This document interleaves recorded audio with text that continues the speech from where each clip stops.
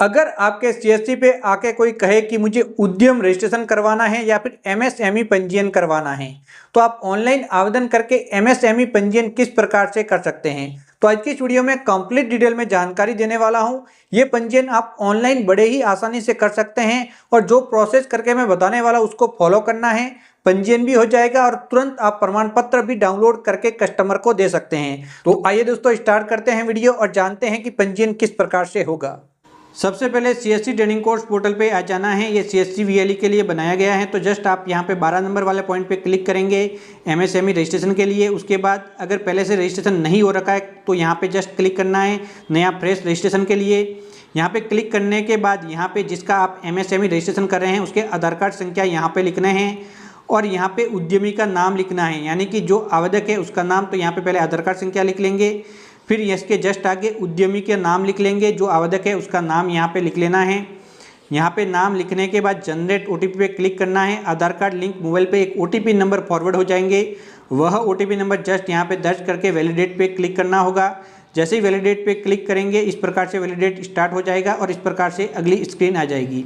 उसके बाद यहाँ पे संगठन किस प्रकार का बिजनेस है, तो यहाँ पे समय हो गया, जिस प्रकार का बिजनेस है वो सिलेक्ट करके पैन कार्ड संख्या आवेदक के यहाँ पे दर्ज करने हैं। उसके बाद पैन कार्ड धारक का नाम लिखना है, नाम क्या है वो यहाँ पे लिखेंगे और फिर डीओबी पैन के अनुसार जन्म दिनांक यहाँ पे आवेदक की लिख लेनी है, जो पैन कार्ड धारक है उसकी। तो यहाँ पे नाम कंप्लीट लिखने के बाद यहाँ पे डीओबी लिखेंगे।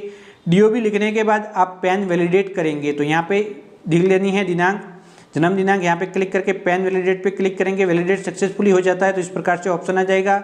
फिर जस्ट कंटिन्यू बटन पे क्लिक करेंगे, आगे इस प्रकार से आ जाएंगे। आईटीआर रिटर्न उसने प्रीवियस ईयर का भरा था तो यस करके डिटेल भरनी है, नहीं भरा तो जस्ट यहाँ पे नो पे क्लिक करेंगे। उसके पास अगर जीएसटी नंबर अवेलेबल है 4.3 के अंदर भी आप देख सकते हैं तो यहाँ पे यस करना है, नहीं है तो नो। अगर उसको सूट प्राप्त है किसी कारणवश तो यहाँ पे सूट वाले ऑप्शन पे क्लिक करना है। ये सभी भाग बहुत ही ज़्यादा इंपॉर्टेंट होते हैं तो ध्यानपूर्वक आपको बनने हैं। उसके बाद आवेदक का नाम आ जाएंगे, मोबाइल फ़ोन नंबर आ जाएगा और ईमेल आईडी आप जस्ट यहाँ पे दर्ज कर लेंगे। उसके बाद यहाँ पे आएंगे, सामाजिक वर्ग कौन सा है वो आप ले लेंगे, एसटी एससी ओबीसी, लिंग कौन सा है वो लेंगे, पुरुष मेल। उसके बाद यहाँ पे दिव्यांगजन है तो वो डिटेल ले लेनी है। फिर ये बिजनेस का क्या नाम है, उद्यम का जो नाम है वो लिखना है। उद्यम की कोई यूनिट आई हुई है, यूनिट आई हुई नहीं है तो जो उद्यम का नाम है वही उद्यम का नाम सेलेक्ट करके एक यूनिट तो आपको ऐड करनी ही होगी। तो ये बिजनेस का नाम हो गया। फिर बिजनेस की यूनिट होगी, ऐड यूनिट पे क्लिक करेंगे। एक से अधिक यूनिट है तो उन सभी को ऐड करेंगे। सभी को ऐड करने के बाद सभी यूनिट का यहाँ पे एड्रेस लिखेंगे, तो पहले यूनिट को सिलेक्ट करेंगे, इस यूनिट को सिलेक्ट किया। अब इस यूनिट का एड्रेस इस वाले सेक्शन के अंदर कंप्लीटली कहाँ पे आई हुई है यूनिट वो आप लिख लेंगे। उसके बाद यहाँ पे इसकी यूनिट का कंप्लीट एड्रेस आप यहाँ पे लिख लेंगे। उसके बाद ऐड करेंगे। उसके बाद कोई दूसरी यूनिट है तो उसका एड्रेस भी इस प्रकार से सेलेक्ट करके इकाई का नाम के अंदर वो भी ऐड करेंगे। तो जैसे इस प्रकार से एड्रेस कंप्लीटली फिलअप हो जाएगा, आप जस्ट यहाँ पे क्लिक करेंगे, यूनिट ऐड होकर नीचे दिखाई देंगी। इसी प्रकार से एक से ज़्यादा जितनी भी यूनिट है सभी आप एक ही के अंदर ऐड कर सकते हैं। तो ये सबसे महत्वपूर्ण है। सभी यूनिट ऐड हो जाने के बाद जो मुख्य कार्यालय है उसका एड्रेस लिखना है। तो यहाँ पे मुख्य कार्यालय का एड्रेस लिखने के बाद लैटिट्यूड व लॉन्गिट्यूड दर्ज करने हैं, तो जस्ट यहाँ पे क्लिक करेंगे। अब आप उस लोकेशन पे पहुँच जाएंगे, यहाँ पे आपको मैप दिखाई देगा जहाँ पे उसका ऑफिस यानी कि कार्यालय आया हुआ है। तो उस कार्यालय का लोकेशन आप जस्ट यहाँ से सिलेक्ट कर लेंगे। तो यहाँ पे क्लिक करते जूम करते हुए जाएंगे और उस लोकेशन पे पहुँच जाएंगे जहाँ पे बिजनेस आया हुआ है। तो इस प्रकार से लैटिट्यूड व लॉन्गिट्यूड दिखाई देंगे। आप ड्रैग करते हुए नीचे आके ओके बटन प्रेस करेंगे, दोनों ही लैटिट्यूड व लॉन्गिट्यूड सेलेक्ट हो जाएंगे। उसके बाद अगर उसने जो पुराना जो यूएम रजिस्ट्रेशन होता था उसके अंदर रजिस्ट्रेशन करा रखा है या फिर नहीं करा रखा तो एनए करा रखा तो उसकी डिटेल पढ़नी होगी। अब यहाँ पे बिजनेस का रजिस्ट्रेशन कब हुआ है, यानी कि आज ही आपका रजिस्ट्रेशन हो रहा है तो आज की आप डेट लिख सकते हैं।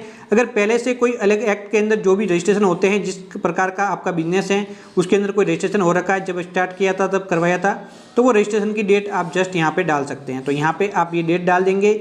उसके बाद बिजनेस क्या स्टार्ट हो गया है तो यस, नहीं हुआ तो नो करेंगे। स्टार्ट हुआ है तो कब स्टार्ट हुआ है वह दिनांक जस्ट आप यहाँ पे लिख लेंगे। ये कंप्लीट हो जाएगा।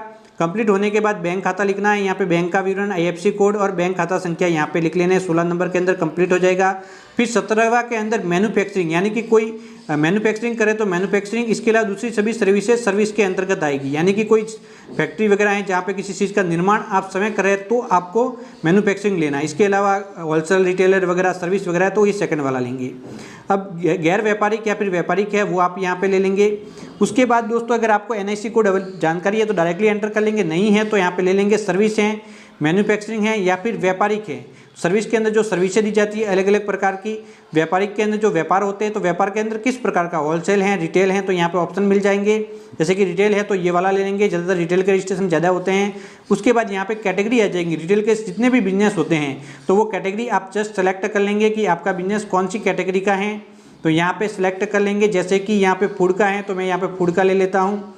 उसके बाद फ़ोन नंबर NIC डालने के बाद यहाँ पे 5 नंबर के ओपन होंगे तो इसके अंदर भी आप कैटेगरी ले लेंगे और एक्टिविटी ऐड कर लेंगे। अगर एक से अधिक एक्टिविटी है आपके बिजनेस की तो वो एक्टिविटी भी ठीक इसी प्रकार से सभी एक्टिविटी आप ऐड कर सकते हैं। जैसे ही ऐड पे क्लिक करेंगे तो यहाँ पे एक्टिविटी ऐड हो जाएगी और इस प्रकार से इसके जस्ट नीचे इस प्रकार से दिखाई देगी। अब आपको आगे आपके बिजनेस के अंदर कुल कितने पुरुष काम करते हैं, कुल कितनी महिलाएं काम करती हैं और यहाँ पे अन्य कोई काम करता है तो वो भी लिख सकते हैं और कुल टोटल अपने आप आ जाएगा। ये कंप्लीट हो चुका है।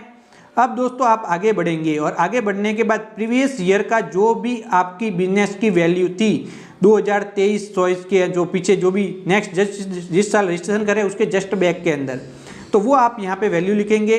जो ईयर यहाँ पे मांगा, जैसे ईयर 22-23 मांगा जाए 22-23 की लिखेंगे। आपने कोई भी यहाँ पे पॉल्यूशन से संबंधित जो भी काम होता है उसके अंदर कोई खर्च किया तो वो लिखेंगे। टोटल टर्नओवर कितना है बिजनेस का, ये सबसे महत्वपूर्ण होता है, तो यहाँ पे बिल्कुल सही लिखना है। जो प्रीवियस ईयर की वैल्यू हो गई और टर्नओवर ऐसे ही नहीं लिखना है, ये पूरा करेक्ट व बिल्कुल सही लिखना है, ये सबसे इंपॉर्टेंट होता है। एक्शन कॉस्ट ऑफ पोल्यूशन भी सबसे इंपॉर्टेंट होती है। अगर आपने पोल्यूशन वाले के अंदर कोई भी खर्च किए हैं तो वो आपको जरूर लिखने हैं। ये लिखने के बाद 21 नंबर पॉइंट कंप्लीट हो गया। उसके बाद 22, 23, 24, 25, 26 ये सभी पॉइंट भी सबसे ज़्यादा इंपॉर्टेंट है। अगर आप ई मार्केट EGM के अंदर रजिस्ट्रेशन करना चाहते हैं पोर्टल के साथ तो आप यस करेंगे, वरना फिर नो करेंगे। ट्रेड वगैरह के अंदर करना चाहते हैं तो यस नो, तो यहाँ पे देख लेंगे, पढ़ लेंगे। इसके अंदर अगर रजिस्ट्रेशन है तो यहाँ पे इसके साथ जो भी है तो यस नो आप सिलेक्ट कर लेंगे। जो भी आप एलिजिबल, जो भी आप अप्लाई अलाउ करना चाहते हैं वो अलाउ कर लेंगे, नहीं करना चाहते वो आप नो कर लेंगे। यहाँ पे दोस्तों 26 नंबर देखिए सभी पॉइंट है, इनको आप कर लेंगे। इसके बाद ये कंप्लीट हो चुका है। उद्यम कार्यालय आ जाएगा, सबमिट पे क्लिक करेंगे। सबमिट पे क्लिक करते ही एक OTP नंबर फॉरवर्ड हो जाएंगे जो कि मोबाइल फ़ोन नंबर अभी दिए गए थे। उसके ऊपर जो OTP नंबर मिलेंगे वो OTP नंबर जस्ट यहाँ पे दर्ज कर लेने हैं। OTP नंबर जस्ट यहाँ पे दर्ज करने के बाद जो कैप्चा कोड नीचे दिखाई दे रहे हैं इसे जस्ट नीचे आप दर्ज कर लेंगे। यहाँ पे ये कैप्चा कोड दर्ज करने के बाद फाइनल सबमिट पे क्लिक करना है। जैसे ही फाइनल सबमिट पे क्लिक करेंगे आपका आवेदन सबमिट हो जाएगा। इस प्रकार से मैसेज मिलेगा, ओके बटन प्रेस करेंगे और आपका आवेदन हो चुका है। अब इसका प्रमाण पत्र प्रिंट करने के लिए आपका डायरेक्टली प्रमाण पत्र तुरंत ही जारी हो जाता है। तो प्रिंट सर्टिफिकेट पे क्लिक करेंगे। ये उद्यम रजिस्ट्रेशन नंबर है जो अभी आपने नोट किए थे वो यहाँ पे डालेंगे, मोबाइल फ़ोन नंबर यहाँ पे डालेंगे। तो उद्यम नंबर आवश्यक रूप से आपको नोट कर लेने हैं। उसके बाद मोबाइल फ़ोन नंबर डालने के बाद वैलिडेट एंड जनरेट OTP वाले ऑप्शन पे जस्ट क्लिक करना है। एक OTP नंबर फॉरवर्ड हो जाएंगे, मोबाइल या फिर ईमेल वाला जो भी ऑप्शन है लेके करेंगे। मोबाइल लिया तो मोबाइल पे मिलेगा, ईमेल ली है तो ईमेल पे मिलेगा। वह OTP नंबर जस्ट यहाँ पे दर्ज करेंगे, वैलिडेट पे क्लिक करेंगे। जैसे ही वैलिडेट पे क्लिक करेंगे तो यहाँ पे प्रिंट सर्टिफिकेट का ऑप्शन मिलेगा। प्रिंट पे क्लिक करके सर्टिफिकेट प्रिंट आउट निकाल लेंगे और कस्टमर को दे देंगे और इस प्रकार से ये काम कंप्लीट आपका हो जाएगा। तो इस प्रकार से आप रजिस्ट्रेशन कर सकते हैं MSME, जो कि बहुत ही आसान था और मैं आपको बता चुका हूँ। यह तरीका था उद्यम रजिस्ट्रेशन के लिए ऑनलाइन आवेदन करने का। आप कंप्लीट डिटेल में समझ चुके होंगे। जानकारी अच्छी लगी हो तो चैनल को सब्सक्राइब करके ऑल नोटिफिकेशन ऑन करना है, जिससे कि ऐसे ही और वीडियो सबसे पहले आप तक पहुंच सके और CSC से जुड़ी हुई सभी ऑनलाइन सर्विसों का उपयोग करना सीख सके। इसके अलावा अन्य सर्विसों का उपयोग करना सीखना है तो ऑलरेडी हमारे चैनल पे सभी वीडियो बने हुए हैं, तो हमारे चैनल पे जाके ये सभी वीडियो आप देख सकते हैं। तो बाय बाय दोस्तों।